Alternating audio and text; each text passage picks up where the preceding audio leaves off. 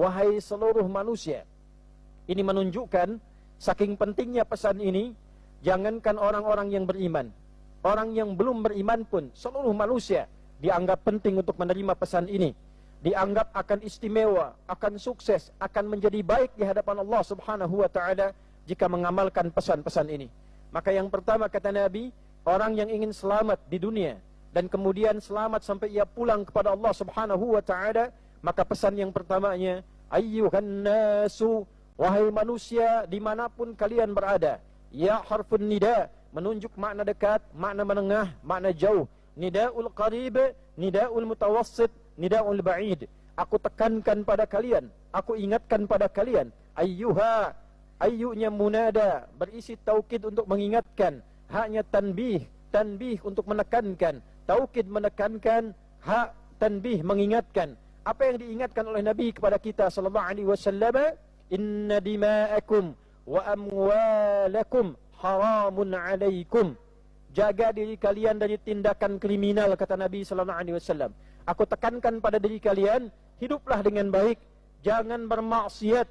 Inna dima'akum, jangan sampai ada maksiat tertinggi sampai dengan menumpahkan darah, sampai dengan ada yang terluka. Ini menunjukkan bahwa Islam itu agama kasih sayang.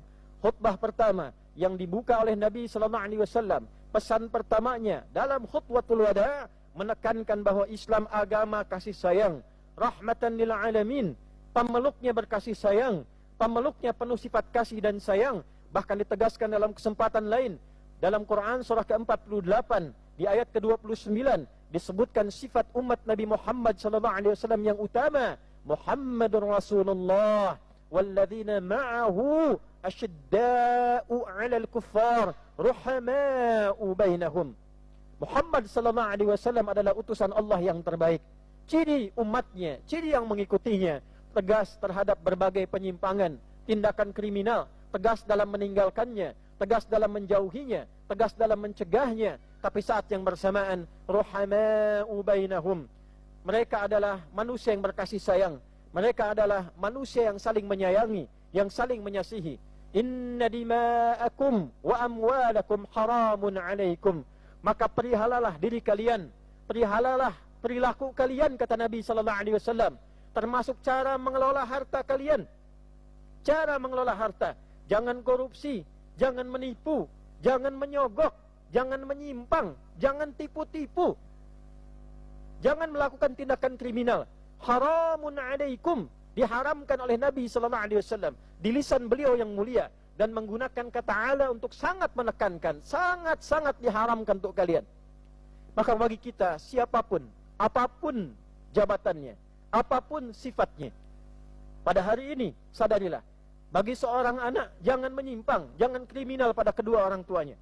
Bagi orang tua jangan kriminal kepada anak-anaknya. Di hadapan Allah dipertanggungjawabkan. Jangan bermaksiat kepada Allah dengan durhaka pada orang tua. Jangan bermaksiat kepada Allah dengan menyia-nyiakan anak setelah diberikan karunia-Nya. Sebagai pejabat, jangan korupsi, jangan menyogok, jangan menipu. Sebagai orang yang merasa banyak harta, jangan menyimpang dalam harta. Gunakan harta dengan cara yang baik. Jangan berbuat kriminal. Ka hurmati yaumikum hadza wa syahrikum hadza wa fi biladikum hadza ay wa fi baladikum hadza atau kama qala sallallahu alaihi wasallam. Maka keharaman itu ditetapkan, kata Nabi sallallahu alaihi wasallam, seperti haramnya hari ini. Karena itulah kemudian disebut orang yang mengetakkannya, mengenakan pakaian ihram, disebut dengan muhrim. Pakaiannya ihram, hukumnya disebut haram. Setelah mengenakan kain ihram, dia merasa, dia dituntun, dia dipedomani untuk meninggalkan segala yang haram. Maka orang yang mengenakan kain ihram, sejatinya dia berjanji kepada Allah untuk meninggalkan segala yang diharamkan oleh Allah dan Rasulnya. Seperti di hari itu dia komitmen, di Arafah hari yang suci, di bulannya bulan yang suci, di negerinya negeri yang suci. Maka dengan kesucian negeri itu, dengan kesucian hari itu, dengan kesucian bulan itu, maka merubah perilaku kita pun menjadi suci, bagian dari tekad kita di hadapan Allah Subhanahu wa ta'ala.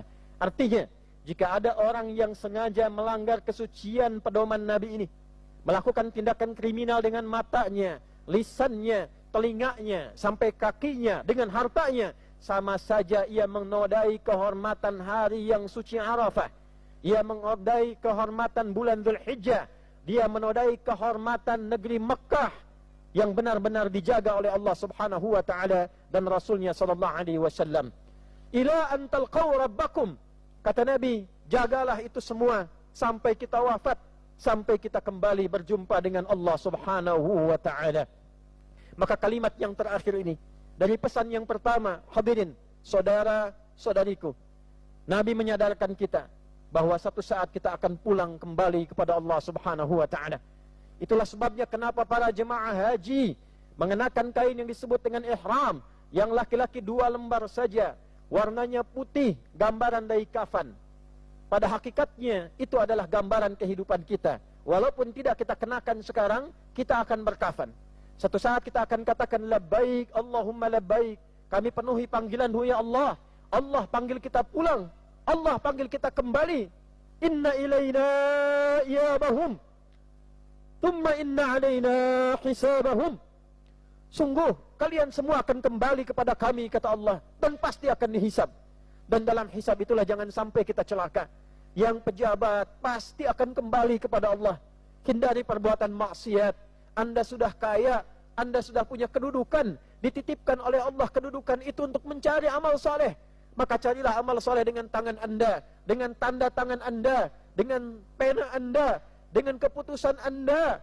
Karena kekayaan sudah Anda dapatkan, materi dunia sudah Anda raih, kedudukan sudah Anda dapatkan. Yang belum tentu diraih adalah kedudukan akhirat, jabatan akhirat, bekal akhirat. Maka gunakanlah kedudukan itu untuk mencari ridha Allah Subhanahu wa taala. Baik sebagai pemimpin tertinggi, ada yang dipimpin, ditunjuk oleh Allah Subhanahu wa taala sebagai presiden, ada yang wakil presiden, ada yang menteri, ada yang gubernur, ada yang kemudian jadi bupati, ada yang wali kota, sampai camat, sampai lurah, sampai kades. Setidaknya titipan dari Allah yang akan dipertanggungjawabkan. Bagi yang merasa kaya, bagi yang disebut dengan crazy rich, bagi yang disebut orang-orang yang luar biasa dehef, punya banyak harta, Anda sudah kaya, dunia Anda dapatkan, materi Anda raih, tapi ila antal qaw rabbakum, kata Nabi sallallahu alaihi wasallam, jaga perilaku Anda sampai Anda pulang kepada Allah Subhanahu wa taala. Nabi mengatakan kita akan pulang. Yang belum kaya itu bekal akhiratnya, yang belum siap itu bekal akhiratnya, yang belum jelas kedudukan akhiratnya. Apakah kekayaan dunia ini akan mengantarkan kita pada keselamatan dan kekayaan akhirat? Maka Nabi sallallahu alaihi wasallam menekankan di penutup bagian pesan pertama ini, satalqauna rabbakum wa tus'aluna an a'malikum. Engkau pasti akan bertemu dengan Rabbmu dan engkau akan ditanya tentang amal-amalmu. Yang pengajar akan ditanya tentang bagaimana tentang pengajarannya. Yang belajar akan ditanya tentang cara belajarnya. Yang pejabat akan ditanya tentang jabatannya. Yang dititipkan harta akan ditanya dengan hartanya. Yang dititipkan ilmu akan ditanya dengan ilmunya. Yang pasti kata Nabi, kalian semua apapun sifatnya pasti akan wafat dan kembali kepada Allah Subhanahu wa taala. Ayah akan ditanya tanggung jawab di rumah tangganya. Ibu akan ditanya tentang perawatan anaknya. Duhai perempuan-perempuan, para ibu yang sibuk mencari karir, para ibu yang sibuk mencari tenar, para ibu yang sibuk mencari nilai-nilai ketinggian sosial, pada akhirnya yang ditanya oleh Allah Subhanahu wa taala adalah kewajiban pertamanya tentang anak-anaknya dan keadaan di rumah tangganya. Allahu akbar, Allahu akbar, Allahu akbar, walillahil hamd. Yang kedua, hadirin rahimani rahimakumullah, Nabi sallallahu alaihi wasallam menekankan kepada kita agar saling menjaga di kehidupan rumah tangga antar pasangan. Istausu fi nisaikum khaira. Pada para pria, para suami, Nabi memberikan wasiat pesan yang tegas, yang teguh, yang singkat, yang padat. Kata Nabi sallallahu alaihi wasallam, berperilaku baiklah kepada istrimu, berperilaku baiklah kepada pasanganmu. Maka mafhum mukhalafahnya, pengertian terbaliknya, bagi para istri pun berperilaku baiklah kepada suamimu. Maka hendaknya di kesempatan kali ini tidak akan mungkin bila kita tidak menyadari negara yang kuat, negara yang stabil, masyarakat yang baik, masyarakat yang baik akan diawali, dibina dengan keteguhan dan juga ketentraman kebaikan pendidikan di rumah tangganya. Jadi ketika Nabi memberikan penekanan yang kedua pada pendidikan di rumah tangga, ini artinya adalah pendidikan awal yang mengantarkan pada masyarakat yang kuat, negara yang stabil, pemerintahan yang baik, yaitu kebaikan di rumah tangganya. Dan tidak mungkin rumah tangga itu akan baik, anak baik, cucu baik, kalau hubungan suami istrinya tidak baik-baik saja. Maka kenalilah saat ini sebagai seorang suami, apa hak dan kewajiban suami. Jangan-jangan belasan tahun, puluhan tahun menjadi suami, tidak paham tentang tugas pokok suami itu apa. Demikian pula bagi istri, sudah belasan tahun, puluhan tahun berumah tangga, belum mengerti hak dan kewajiban tentang istri yang diberikan, yang ditekankan, yang dibuat, dihadirkan oleh Allah Subhanahu wa taala dan dijelaskan oleh Rasulullah sallallahu alaihi wasallam, bahkan dipraktekkan dalam kehidupan beliau. Bahkan oleh Allah diizinkan menikah dengan lebih dari 4 perempuan untuk menunjukkan inilah seluruh karakter perempuan di muka bumi yang akan dihadapi oleh para suami. Maka bagaimana cara belajar merawat mereka? Bagaimana cara istri berbakti kepada suami? Demikian bagaimana cara suami menyayangi istrinya, merawatnya. Demikianlah kemudian penting untuk kita pelajari. Allahu Akbar, Allahu Akbar, Allahu Akbar. Boleh jadi jika ada masalah di rumah tangga, apalagi masalah itu mengantarkan seringkali bukan hanya pada percecokan, tapi juga seringkali mengantarkan pada hal yang tidak disukai Allah dan Rasulnya pada perpisahan. Mohon maaf, kini kita dapati 1 bulan pisah, 2 bulan pisah, 3 bulan persoalan yang rumit. Boleh dicek, mungkin bukan karena kurang banyaknya harta, karena banyak yang hidupnya glamor, banyak yang hidupnya berlimpah harta berpisah pula. Bukan pula karena kedudukan, karena boleh jadi suaminya punya kedudukan yang kuat, istrinya bahkan anak dari orang yang terpandang, tapi berpisah juga. Mungkin boleh jadi yang kurang adalah pengenalan terhadap ilmu berumah tangganya, kurang kenal hak dan kewajibannya, dan kurang paham bahwa dengan berumah tangga itu amanah dari Allah yang satu saat akan dihisab di hadapan Allah Subhanahu wa taala. Suami akan dihisab, istri akan dihisab, anak-anak akan dihisab. Yang dengan itulah kemudian kita diminta belajar, dipesankan oleh Nabi sallallahu alaihi wasallam. Sekali lagi, negara itu akan kuat, masyarakat itu akan kuat bila kehidupan keluarganya kuat, bila suami istrinya kuat. Maka pesan yang kedua, jagalah kekuatan dan kehidupan serta tunaikan hak-hak di rumah tangga. Allahu Akbar, Allahu Akbar, Allahu Akbar walillahil hamd. Hadirin yang ketiga, dengan cepat Nabi sallallahu alaihi wasallam memberi pesan kepada kita agar berhati-hati dengan penyakit-penyakit sosial yang pokok. Di antara penyakit sosial yang pokok itu salah satunya ada yang terkait dengan persoalan ekonomi. Bila ini terjadi maka ekonomi akan goncang. Di negara itu akan terganggu, kehidupan rumah tangga juga akan terganggu. Apa di antara yang mengantarkan pada kegoncangan ekonomi itu? Yang terganggu kemudian kehidupan sosialnya, yang berdampak pada ketenangannya, ekonomi terganggu, lapar didapatkan, kriminal muncul, keamanan hilang, ibadah goyang. Maka kata Nabi, berhati-hatilah dengan riba dan segala jenisnya. Riba dan segala jenisnya. Utang piutang yang tidak jelas bisa menghasilkan riba. Dulu transaksinya berlangsung secara langsung, on-site, disebut dengan offline. Sekarang ada online, yang dengan riba mengantarkan pada tipu-tipu, kemudian berkembang kepada judi, berkembang pada kerusakan sistemik, menghancurkan ekonomi negara, menghancurkan ekonomi keluarga, terjadi tindakan kriminal karena judi online, pinjaman online yang marak dengan riba, yang bahkan salahnya difasilitasi, yang dengan itu terjadi apa? Keresahan sosial. Baru sadar ketika terjadi pembunuhan, ketika anak durhaka kepada kedua orang tuanya, ketika beras di rumah hilang, ditukar dengan sesuatu untuk dipakai judi, ketika kendaraan hilang, ketika rumah digadaikan, ketika istri membakar suami, ketika orang tua kehilangan anak, ketika organ tubuh digadaikan. Maka salah satu sebabnya adalah sebab goncangnya kehidupan ekonomi di keluarga, pribadi, bahkan pemerintahan dan negara karena sifat riba ini. Maka belajarlah tentang masalah ini, karena kalau riba sudah datang, riba sudah hadir, muncul penyakit-penyakit turunan yang lainnya. selain judi, selain pinjaman yang tak terkendali, muncul juga masalah lain, prostitusi, muncul juga miras. Jika sudah minuman keras hadir, jika sudah zina hadir, jika sudah riba hadir, maka tunggulah saat-saat kegoncangan, kehancuran bila tidak segera diperbaiki.